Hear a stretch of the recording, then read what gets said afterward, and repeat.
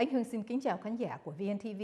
Hôm nay chúng tôi rất hân hạnh có sự hiện diện của ông thị trưởng San Diego Kevin Faulconer. Xin kính mời quý vị theo dõi phần nói chuyện với ông hôm nay. Mayor Faulconer, with your recent State of City address, there has been quite a bit of changes that you've already started within a very short period of time, under 12 months. Some of those sounds very, very exciting. And so for us, we would like to understand with all those changes, how is it helping us with our economy, our job market, and the small business owners who are looking for so much help? Well, I'll tell you, small businesses are the backbone of our economy in San Diego. And you have a mayor that supports small business, knows how important our family-owned businesses are to this city. And when we work together, when we encourage job growth, then we're generating dollars that we can use to pave roads, hire more police officers, keep our libraries and rec centers open. So a strong, healthy economy makes for a strong, healthy city. And when we're putting San Diegans back to work, we're giving our families those opportunities. I feel very, very proud of where our city's coming and the changes that we're making because we're a great city. My job is to make it even greater. So then what is happening as far as the changes to help the small businesses? What steps are being taken as of now? We got a lot of steps. And first and foremost, we're making sure that bad policies that put burdens and onus on small businesses, we're doing away with. So we're changing, making it easier for permitting and processing, speeding up that time to interact with the city. We're saying no to regulations that don't make sense. We're saying no to proposed fees and taxes that don't make it easier to create a job in San Diego. And that's a message that I think cuts across the entire spectrum. It's not about, Republican, Democrat, or independent. It's what's the right thing that we should be doing for our economy and our small businesses. Great. That is great to hear. Now, with those changes, what do you see in terms of employment in San Diego? Can you discuss a little bit about where it is right now and where you see it within the next few years? The good news is our economy's coming back. And as we've come out of one of the worst recessions in our country's history, my pledge is to never allow San Diego to repeat the financial mistakes of the past, the pension underfunding, not spending dollars in our neighborhoods, our libraries.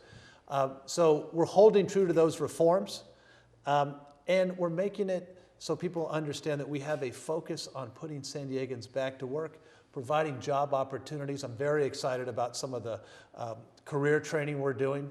You can go to the library online to get your certificate now, high school, a variety of other things. We're working with a community college district. We have to make sure that we are the innovation hub of America. And we need to make sure that we are training San Diegans to take advantage of this technology and this innovation. And that's one of the things that I'm most excited about for our future, because it's good quality jobs, great companies that start in San Diego, grow to become bigger companies in San Diego. And since you mentioned that, let's talk a little bit about education. Yeah. Where do you see your office leading in terms of helping with the education aspect of the younger generation coming in, and how is that equating to the future of their employment? Education in our youth is the future. It's where it begins and that's where it ends. As a father with two young kids in public school, I know firsthand how important it is. So I've really tried to put a lot of our focus on particularly helping our youth in neighborhoods where our test scores aren't as good, providing more programs after school at the libraries. We started a great program at 18 branch libraries called Do Your Homework After School. So you can come into the library and do your homework at the library after school. We have library folks that are there to help. It's really making a huge difference. The kids love it. It's a place to go. There is just no substitute for getting on the right career path and the right career track than good quality education. Now, San Diego has always been known as a tourist city. Yeah. And that attracts a lot of business coming in, where that helps our economy. Very important. I would like to know, besides that as part of what supports our economy, what do you see are actual employment jobs that are created in the future for us? What will our younger generation be doing in the future? Great question. And tourism is very important to us, and we continue to grow that with our conventions, things like Comic-Con and others. We're seeing a huge growth in technology and innovation in San Diego. And so when we look at the world-class companies we have like Qualcomm, when we look at the companies like Illumina that are doing all the work in genomics. Cybersecurity is growing. So a lot of this innovation technology, we're a leading cluster in America now, right here in San Diego. And so as these companies grow and develop, we have to make sure our young kids have the ability in what we call STEM, science, technology, engineering, and math, so that these companies can hire San Diegans, that they grow together and don't have to bring people from outside San Diego. So that's my vision, that's my goal, and it begins and ends with education, and we're really well poised to really meet that challenge. Okay, so speaking of growth, hearing that you're coming here, quite a few people actually asked me to talk to you about your mentioning about building a new stadium. Yeah. It excites quite a few people, concerned quite a few. Where is the financing coming from? What's your thought process? When is all that going to be happening? You know, just today, I unveiled my advisory group that really will help get this done. Keeping the Chargers in San Diego is important. We have a lot of important priorities that we're working on. Street repair, you know, hiring more police officers. But keeping the Chargers here in San Diego is very important as well. It's part of the fabric of our city, particularly on Sundays during football season. So I've said very clearly, it's important to keep the Chargers in San Diego. Mm-hmm. It's also important that we have a plan that protects taxpayers and that works for us as a city. We did it before when we built Petco Park. I think that's been a phenomenal success. As you've seen all the development around there, what it's meant to the East Village, new jobs, new housing. We've done it before with Petco Park. We can do it again as long as it makes sense for taxpayers with a Charger Stadium. Okay. And looking at this plan, when do you think things start to be in motion? Where do you think this is all going to start? I've made it very clear that time is of the essence. We've never had, I believe, the threat that we do now in terms of potentially the Chargers going to Los Angeles. Mm-hmm. Chargers need to stay in San Diego. That's their home, and that's where we love them. And so I've said to this group, we need a definitive plan that says here's the right site that it should go, here's how it should be financed, and we need that plan and a deadline by this fall. By this fall. And if it makes sense, when are you thinking that it would start to go forward? Yeah, once we get that plan, then it's the time for the public to participate, to be involved.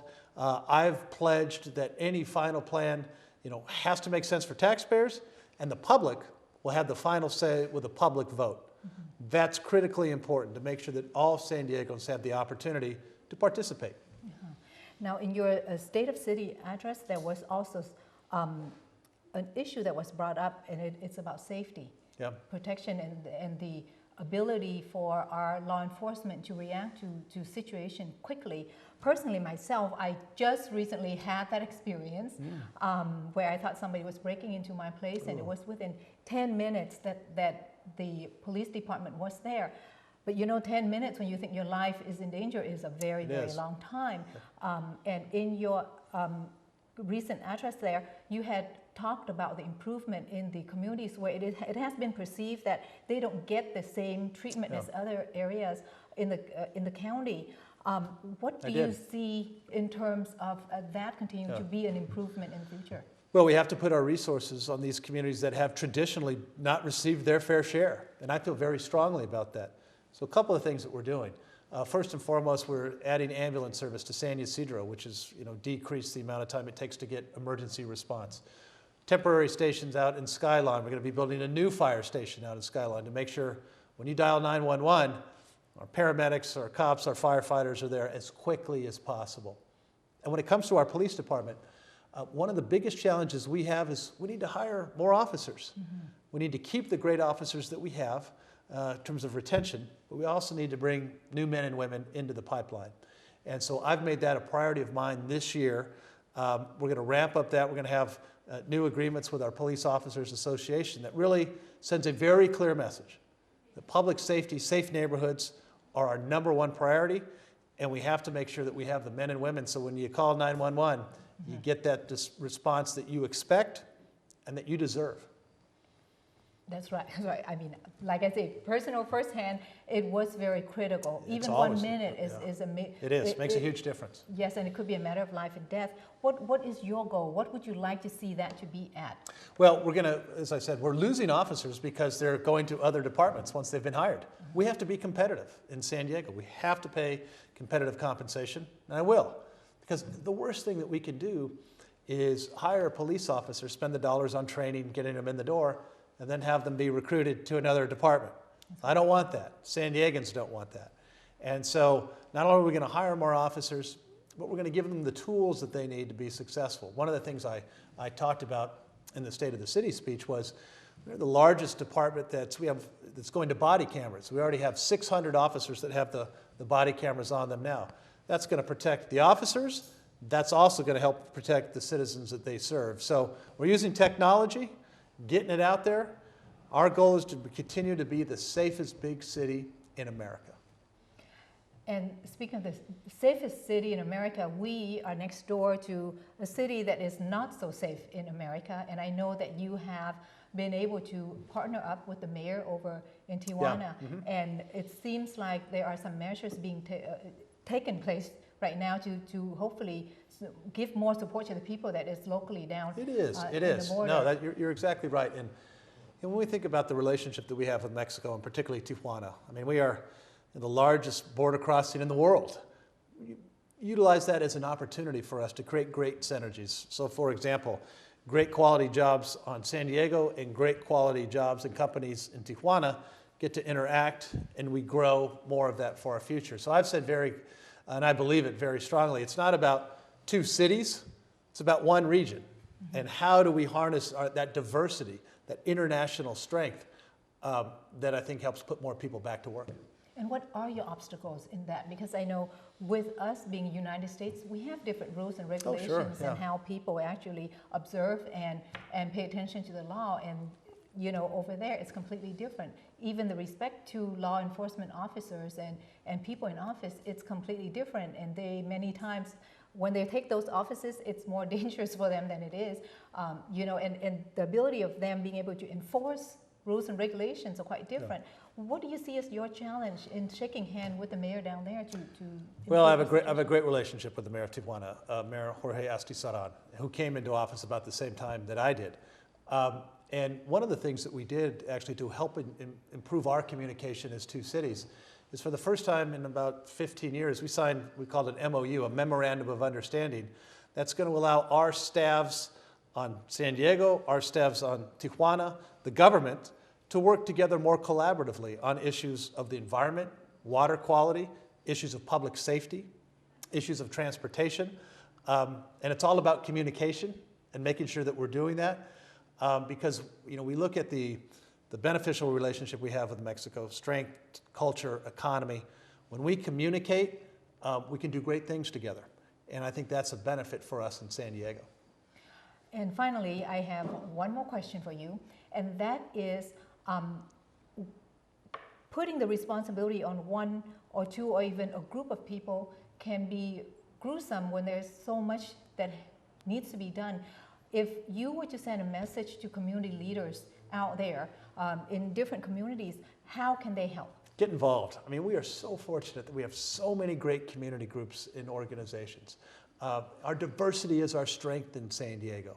I recognize that. And by becoming involved in whatever civic group or organization, cultural group, faith-based group, that helps us to connect more San Diegans to all of the great things that we're doing. And I started off as a volunteer before I became mayor. I was on the city's park board. We are so fortunate that people care deeply about this city and the community. Volunteerism, getting involved, really helps set us apart. And for those that are watching, we have so many great opportunities for city boards, city commissions, where people can become part of the decisions that we're making to improve our neighborhoods. And so, as a volunteer myself who started, I feel strongly about that, and that's one of our great strengths in San Diego.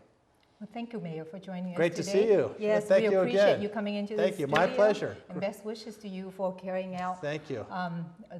Helping San Diego for a brighter future. I look forward to coming back. Thank you. Quý vị vừa theo dõi phần đàm thoại với thị trưởng San Diego, ông Kevin Faulconer. Xin cảm ơn quý vị và hẹn quý vị vào lần tới. Kính chào quý vị, tôi là Anthony George, đại diện của ông thị trưởng San Diego. Anthony muốn chúc mừng quý vị một năm mới vui vẻ.